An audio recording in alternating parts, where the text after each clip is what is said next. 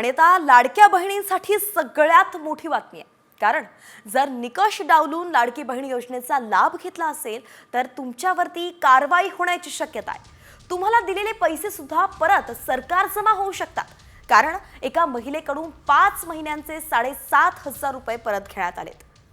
धुळे जिल्ह्यामध्ये घडलंय. धुळे जिल्ह्यातल्या नकाणे गावातल्या एका महिलेनं सरकारी योजनेचा दुबार लाभ घेतल्याचं चौकशीमध्ये निष्पन्न झालं आणि त्यामुळे लाडकी बहीण योजनेचे पैसे तिला परत करण्यास सांगण्यात आले.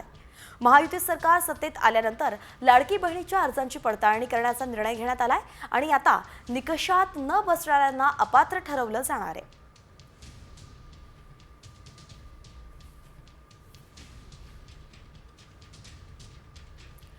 तर धुळ्यातल्या महिलेचे 7,500 रुपये सरकार जमा करण्याचे आदेश देण्यात आलेत. योजनेचा गैरफायदा घेतल्यामुळे लाभार्थीवरती कठोर कारवाई आता होणार आहे. धुळे, जळगाव, वर्धा, गडचिरोली आणि पालघरमध्ये मोठ्या तक्रारी सध्या समोर येत आहेत. अर्जांच्या पडताळणीनंतर निकषात न बसणाऱ्यांना अपात्र ठरवलं जाणार आहे. केशरी आणि पिवळं शिधापत्रिका धारक वगळता सर्वच अर्जांची छाननी होणार आहे.